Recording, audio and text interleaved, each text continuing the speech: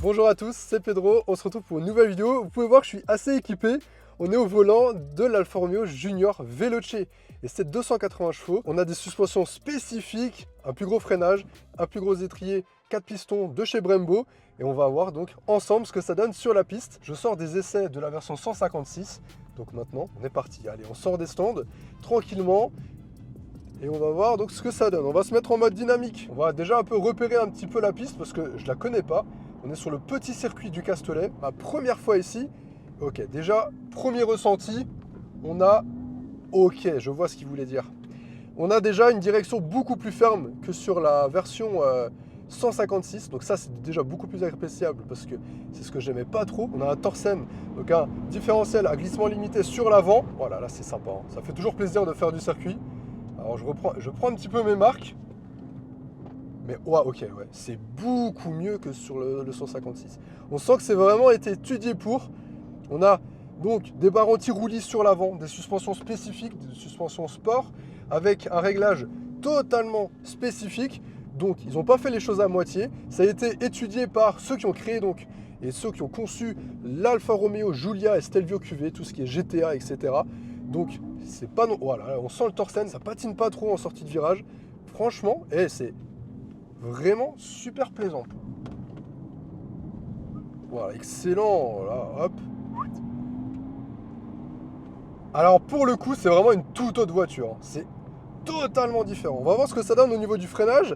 Parce que c'est vrai que la version 156, c'était un peu limite. Mais là, voilà, là, et le travail du Torsen, excellent. Filet de gaz en courbe, et une fois qu'on y est, pied dedans. C'est toujours cool de faire du circuit. Mais là, pour le coup, c'est la première fois que je fais du circuit en SUV. Et bah, je prends mon pied. Hein. On a donc un moteur spécifique, 280 chevaux, 345 Nm de couple. Et oh là là, mais purée, c'est excellent. Ça n'a rien à voir. Hein. Si vous voulez un junior qui a l'âme d'une Alfa Romeo, eh bien franchement, si vous avez le budget, prenez plutôt cette version-là. D'ailleurs, j'oublie même que je suis dans une électrique. Alors, le feeling du frein, en gros freinage, il est assez particulier. C'est un peu mollasson. C'est pas assez précis, je trouve. C'est puissant, mais le feeling au niveau de la pédale est pas top. Par contre, la direction, c'est excellent.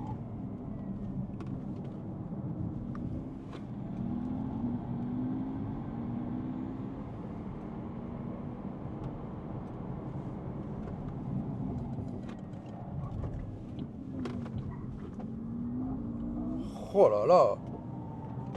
On met un peu de frein, on arrive un peu à le placer. Et lorsqu'on relâche, on a limite... Oh là, c'est excellent, punaise. Il y a vraiment l'arrière qui suit un petit peu, qui gigote avec. Franchement, c'est trop cool. Ils ont géré là, Alfa Romeo. Mais ouais, le feeling du frein, pas top.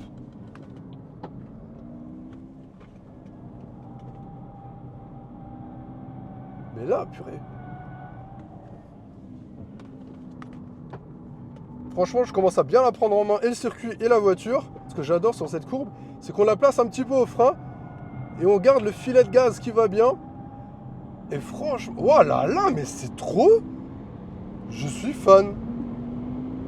Franchement, ils ont réussi à faire quelque chose qui ressemble du coup à une Alfa.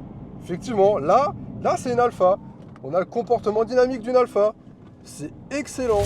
On se retrouve pour une deuxième session. J'ai laissé passer quelqu'un qui essaie de voir un peu ce que ça donne. Et puis de se donner un peu de défi parce que j'étais tout devant et on se faisait un peu chier. Ah là par contre le frein, ça commence à être un peu... je commence un peu à voir les limites du frein. Après on a déjà beaucoup de tours de circuit à la suite. On a des gros disques à l'avant de 382 mm. Mais par contre à l'arrière, c'est vrai que c'est assez limité quand même. Je me demande même si c'est pas les mêmes que sur la version 156. Mais c'est vrai que là on sent quand même un peu la limite quand même. Mais après plusieurs tours de circuit, donc on lui en veut pas trop.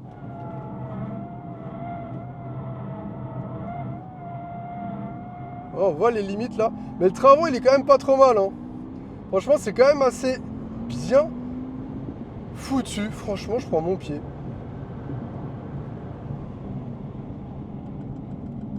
C'est vrai que les freinages là je sens qu'il faut que je freine de plus en plus tôt. Donc c'est une vidéo un peu plus courte. Hein. On a vraiment juste un petit essai sur circuit. Si vous voulez l'essai, la présentation extérieure, intérieure de cette voiture, n'hésitez pas à aller voir l'essai que j'ai sorti sur l'Alfa Romeo Junior 156.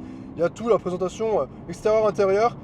Parce qu'au final, intérieurement, ça se rapproche pas mal. Surtout, j'avais les baquets optionnels qu'on a là, les Sabelt, dans la 156. Donc, ça ressemble beaucoup à 2-3 surpiqûres près. On est exactement sur la même chose. Allez, moi, je continue un peu de me faire plaisir. Et je reprends après pour un petit débrief. Bon, je viens de finir ma deuxième session.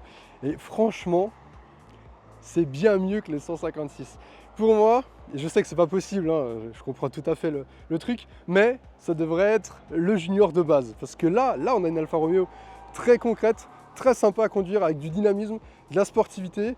Et franchement, elle est quand même pas beaucoup plus belle avec ses jantes de 20 pouces. Je trouve que ça lui va super bien. On a les jantes téléphone. Elle est un poil plus basse, hein, 2,5 cm de moins que le junior classique. Autrement, l'extérieur c'est exactement le même. Je vais vous montrer le rouge, mais c'est quand même la version la plus jolie.